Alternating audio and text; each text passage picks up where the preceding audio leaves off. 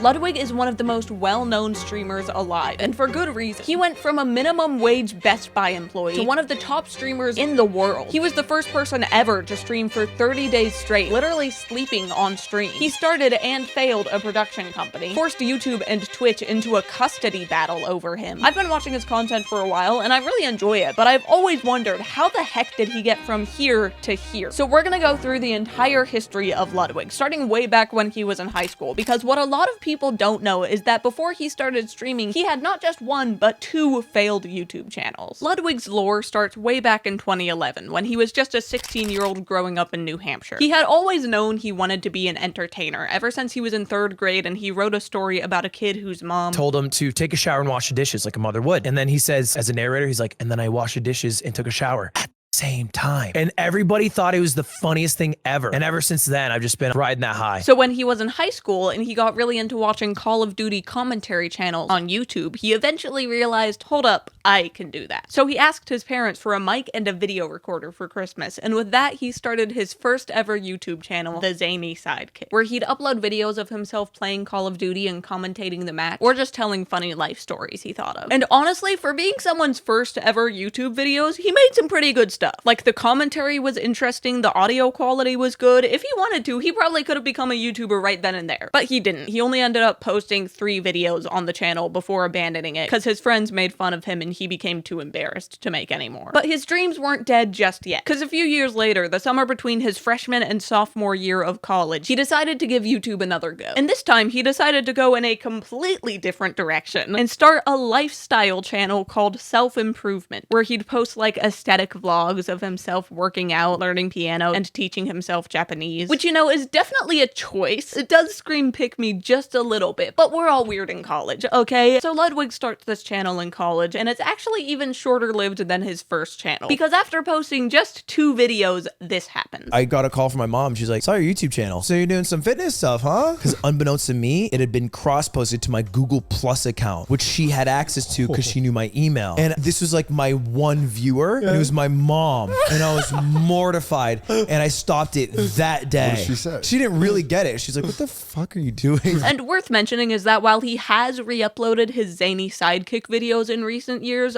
these videos have never seen the light of day. He's only even talked about them on like 1 podcast, so I can only assume they were like really bad. And it's at this point that Ludwig goes, you know what, maybe this YouTube thing isn't for me. So he gives up on being a YouTuber, and instead he just locks in on school and spends any free time gaming with friends, which it turns out is actually what would finally help him, through a very long-winded, very convoluted path, achieve his dreams of becoming a YouTuber. Because the months come and go, nothing remarkable happens until the winter of 2014. The game Super Smash Bros. For Wii U had just come out, so when Ludwig went home from college for winter break, it was all he and his friends played. The problem was, Ludwig had a bit of a reputation in his friend group for being the literal worst person ever at video games, and this one was no different. Ludwig lost every single match. And soon enough, he got really tired of being absolutely pummeled into the ground by his friends, so he made a resolution. When he went back to school for the spring semester, he was going to grind Smash Bros, so that when spring break came, he could beat all of his hometown friends. And oh boy, did he grind. He was playing every single day. He was watching tutorials on how to become a better player. Like, I don't know how he had time for schoolwork. He was so locked in on this, okay? But it wasn't all for nothing, because the plan worked. When he went home for spring break, he destroyed his friends in Super Smash Bros. But it turned out that he might have overcorrected a little bit, because then they started refusing to play with him because they were sick of losing now. But at this point, Ludwig was fully hooked on Smash. It wasn't just about beating his friends anymore. He was genuinely obsessed with this game. So he started playing in weekly local tournaments, where he quickly realized that even though he was a lot better than his friends now, he still sucked balls compared to like actual competitive players. So every tournament, he would be like the first one out. And when you get out that early, your options are either to just go home or to hop on a mic and start commentating the rest of the tournament. So Ludwig ended up commentating like every single tournament he went to. And over time, he became a pretty well-known commentator in the Smash community. So well-known that he started getting invited to tournaments just to commentate. So he's having a lot of fun. He's commentating left and right, and I think making a little money, but it's like pizza money, you know? Like, it's not a lot. Commentating Smash Bros. Tournaments is not a lucrative field to be in. So when he graduates college, college in 2017, he decides that he's gonna keep commentating just for fun, but he also needs like a real job that pays real money. The only problem is he is not very good at real jobs. His first job out of college is in LA, where he converts some wine magazine's printed articles into digital ones for their website. And it's a fine job, it pays the bills, but he gets fired within his first few months there. Because in one of the articles, he had to like caption a photo with the names of the people in it, and he accidentally said some lady's name was James instead of her actual name. So then she like called the magazine and complained, and they fired him. Which all be so real, you know? It's dumb reason to get fired, okay? It's an online article. Just edit the article. He doesn't need to be fired over this. But I digress. That's besides the point. Also, is it beside the point or besides the point? Is it plural or not? Am I beside or am I besides? I don't know. I think more people need to be asking this. So Ludwig gets his next job as a line cook in a ramen restaurant. But there's a few big problems with this job, and by a few I mean one, which is that it's the worst thing ever and he hates it. Cause he's working like 10-hour shifts, being paid minimum wage, there's no air conditioning, so he feels like he's dying of a heat stroke 24/7. So after literally 2 days of working there, he walks to the Best Buy down the street, applies for a job, and quits the ramen place as soon as he is hired. And then within a few months of working at Best Buy, he leaves to take a job at Snapchat working as a content moderator. Which, just as an aside, I don't know why he would do that. That sounds like the absolute worst job ever. Because content moderators are the people who like review reported content on a website to see if it actually violates the terms of services of an app. So day in, day out, he was just viewing the most horrific things to be put online and just confirming that they should be taken off of Snapchat. Like, imagine the worst thing you've ever seen scrolling Instagram Reels, and then imagine watching that 10,000 times over your 8-hour workday. That's miserable. But don't you worry, because yet again, within a few months of working there, he was fired because Snapchat was downsizing their company, which made this his fourth job to either be fired from or quit in barely over a year. This was not a winning streak, okay? In fact, it was confirmed to be a very losing streak when he could not, for the life of him, find another job. But he was still commentating Smash Bros stuff on the side, and it was around this time that he met another big commentator in the space, Anthony, who told Ludwig about how he would do live streams just talking about Smash Bros and the gaming community in general on the live streaming platform Twitch, which made him some extra money. And Ludwig thought it sounded fun, so while he continued looking for a new job, he started streaming on Twitch too. And he became addicted to streaming, so much so that when he finally did find another job working in marketing for a vape company, he was so bad at it because all he did while he was at work was watch other people streaming and think about streaming and plan his next stream for that night. So stay with me now, kids, because yet again, within a few months, he was fired! Yeah! But he had been wanting to try going full-time as a streamer for a while. He was just waiting till he had enough money saved up to take the risk. And even though he didn't have nearly enough money as he would have liked, he said F it, and on February 19th, 2019, he announced that he was going full-time as a streamer on Twitch. And at the time, he had barely enough viewers to scrape by, even while living with 2 roommates, but he started blowing up quick. First, he started a YouTube channel to post clips of his streams, and in September of that same year, one of them went viral, which led to a bunch more people watching his streams over on Twitch, and gave him an average of like 5,000 viewers per stream, which in the Twitch universe is a lot, like enough to hire 2 full-time editors for his YouTube channel, a lot. And then, in the summer of 2020, he played in a streamer chess tournament, and people thought he was really funny in it, so he started averaging 10,000 viewers per stream. Do it, Anakin. Do it.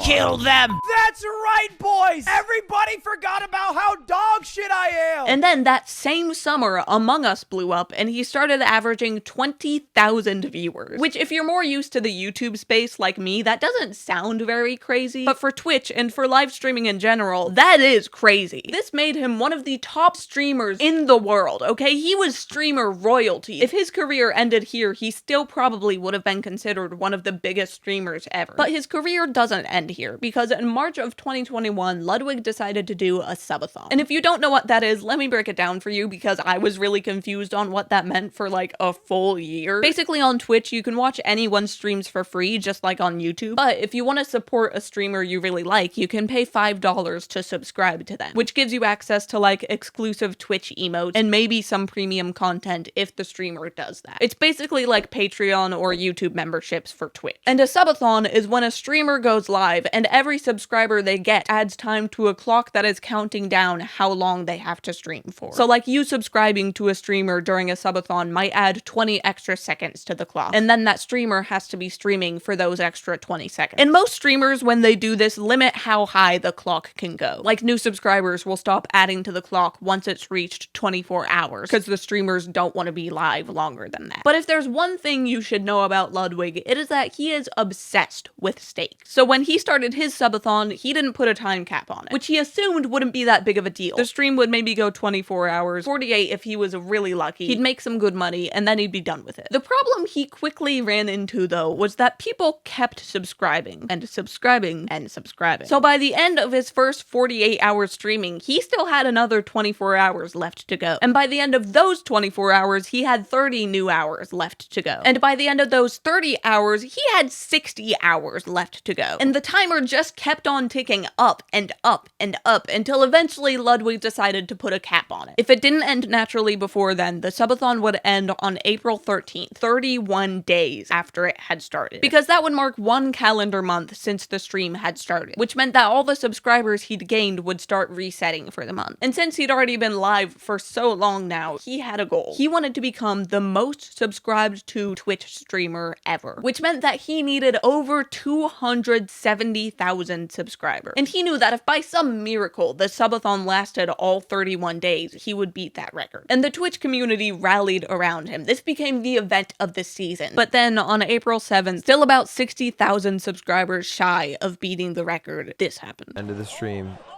I can't believe it's finally happening. Can't believe it.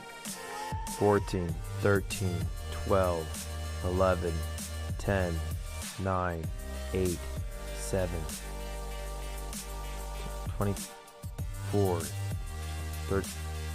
It still didn't end. He made it all 31 days, beating the previous record with 282,191 subscribers and making Twitch history. April 13th rolls around, he's still live, and it ends really emotionally. Ludwig gives an 18-minute speech thanking everyone and saying how much this experience has meant to him. He says he's donating $350K of his earnings to charity. Another $200K is going to his mods that have kept his viewers entertained while he's been sleeping, and then he's pocketing the remaining $200K. The last 2 minutes passed almost entirely in silence. He's holding back tears. This ending is cinema. And then it's done. But Ludwig isn't. After the subathon, he takes a 1-day break and then gets back to streaming every day, just this time on a regular non-24/7 schedule. And his viewership takes a pretty huge nosedive after the subathon. He goes back down to averaging 20K viewers per stream, which is pretty crushing. I was like, I made it. Red carpet, paparazzi. And I went live and then like crashed down. And I was like, oh, I thought things were gonna be different. And they weren't different. And so then I realized like, okay, I have way too much value in a number that I don't have that much control in. So I need to start spreading where I find value in myself outside of a single number that I can't control. But even though he's returned to pre-subathon numbers, he's still a huge deal in the streaming community now. Because not only was he already a top streamer, but now he's a top streamer who just made streaming history and held the event of the year, which meant that he was now a very wanted asset in the streaming space. So Twitch offered him an exclusivity contract where they would give him a bunch of money in exchange for Ludwig streaming exclusively on Twitch for the next 3 years, which was great for Ludwig because that was basically free money. Like, he'd need to stream a certain number of hours each week and stop posting clips to his YouTube channel, but if you ignore that, he was basically being offered probably millions of dollars in exchange to just keep doing the same exact thing he was already doing. So obviously, Ludwig is freaking holly and dare I even say jolly to get this offer. And he goes, yes, absolutely, where do I sign? And luckily he had a good agent because they said, no, Ludwig. We don't just say yes off the bat. First, we go over to YouTube and we get an exclusivity offer from them so we can leverage it to get a better deal with Twitch. So Ludwig's like, fine, okay, whatever, as long as you know that no matter what, I am going with Twitch in the end. But then YouTube's offer rolls in. And I started to rethink if I wanted to be on Twitch. Because YouTube was not only offering Ludwig twice the money that Twitch was, while requiring him to stream for way less hours, but they also just seemed to actually care about him as a creator and what he wanted to achieve, whereas Twitch, they were a lot less caring about like what I was trying to do and the goals I had and trying to accomplish that. And it was much more, I am a gear in the system that makes Twitch run. They need me to stream this amount of hours, which gives them this much money, and they give me this much of a cut of that amount of money. And then, okay, good job, tap me on the ass, get the next person in line. And so you're very replaceable on Twitch. But he still wasn't sold on YouTube because Twitch was just comfortable. He loved the community he'd fostered there, and change was scary. He was kind of terrified of the idea of switching over to YouTube. Because, like, if he did, would any of his Twitch audience even follow him over? And if not, would he ever be able to find a new audience on YouTube, or would he just fizzle out and die, another washed up creator for SunnyV2 to make a video on? And he was so genuinely terrified of leaving Twitch, but at the same time, he knew the YouTube deal was objectively better. So he just kept going back and forth and back and forth and back and forth for weeks, but he was running out of time because the brands needed an answer. So on the deadline day for his decision, he finally made up his mind. They're both great contracts and it'd be great futures for me either way. And so I'm like, you know what? Fuck it. I'll flip a coin. Because I've talked to everybody. I mean, I scraped the bottom of the barrel of who I called. I was calling like my aunt and she was like, what's Twitch? And I'm like, okay, fair enough. So I'm like, all right, I'll flip a coin. Heads, I go to Twitch. Tails, I go to YouTube. And I flip it and I recorded this offline and it landed on Twitch. I was like, all right, I'm going Twitch. But before letting Twitch know he was accepting their offer, he set up one last call with the guys at YouTube because he'd really enjoyed talking with them, so he wanted to like personally let them down and explain why he was choosing Twitch. So they all hopped on a Zoom meeting and Ludwig sat there, dead serious, and said with the utmost sincerity, look, you guys have done a great job. I really enjoyed talking with you. You honestly made a way better offer than Twitch, but the truth is I did flip a coin and it did land on Tails. And they said, you flipped a coin? So in a last-ditch effort, the YouTube guys boosted his deal by like 20%, not even with money, just by requiring him to stream for fewer hours because they knew he wanted to work on events outside of streaming. And they fought for me. And I realized in that moment that even though I've been with Twitch for 3+ years, even though people call me the golden boy of Twitch, I've never felt like the golden boy of Twitch. I've never felt particularly loved by Twitch. I love Twitch, but it hasn't been a two-way street. I never got reached out to after the subathon. Not even like a, hey, you made us the most money anyone has ever made us in a month. Thanks. So in November of 2021, Ludwig announced that he was going to start streaming exclusively on YouTube. And that extra time that the YouTube deal gave him started paying off instantly. Because over the next 3 years of his exclusivity contract, he started going crazy Scorsese with events. He made a full-on Jeopardy-style game show where different streamers and YouTubers would come on as guests. He held a chess boxing tournament where streamers would go back and forth between playing chess and boxing each other. He started the Streamer Games, an annual knockoff Summer Olympics, and he made a really elaborate game show called Unpaid Intern. It's kind of like Taskmaster, if you know what that is, and it was amazing. Like top-tier TV. It belongs on a streaming service. Like, just look at this set. Magnificent. Andrew Cuomo. What do you think a guy like that would look like? I'm like, Korean or Asian? It's very possible he could be Korean or Asian.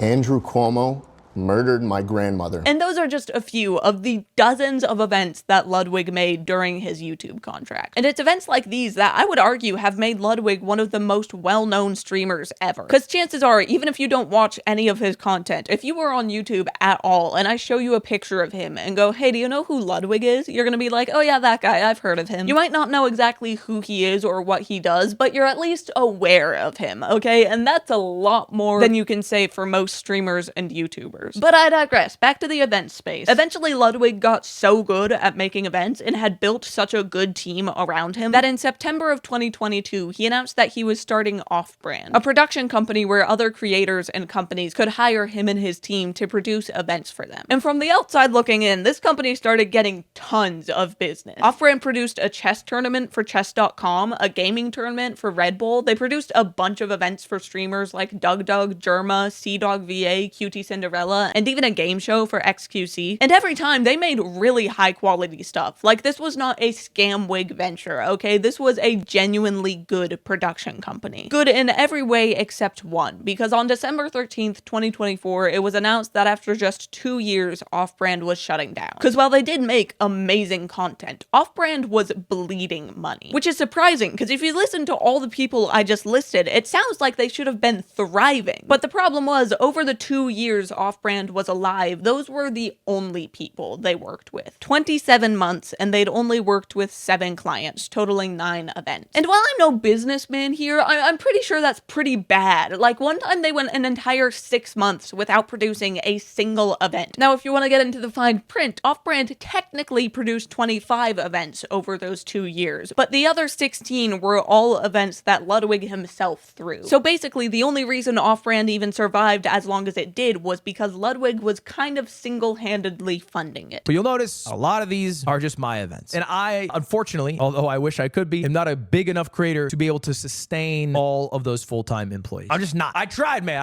I tried to do every big event I possibly could, and we didn't have enough outside streamers to be able to fill all those gaps between the large events that we did do. But Off-Brand was only one of Ludwig's projects, so it shuts down, but he is still doing great as a streamer. And he really pops off at the top of 2025 when he makes a series that he has been talking about doing for literal years. Is there something that you've dreamed of doing for a long time? Yeah, I think the current longest running dream I've had that I haven't done is biking across on a motorcycle Japan with Michael Reeves. So in March of 2025, he launches a 15-part series called Tip to Tip, where he does exactly that and vlogs the entire thing, with the added twist that they're not allowed to use a map at all. And this series did really well. Each episode averaged 1 to 2 million views. His subreddit was really supportive of it, which I think says a lot, because it's so rare to see a creator's subreddit be anything but evil and toxic. And you know, that's kind of it. He's still doing really well. That's the last big event to talk about, unless you want to get into speculative drama farming, which I really do not. If you like this video, make sure to check out my other YouTuber deep dives, because there's always so much more lore than you expect. Like how Keith from the Try Guys used to do dramatic readings of Lady Gaga songs and the character of Edgar Allan Poe.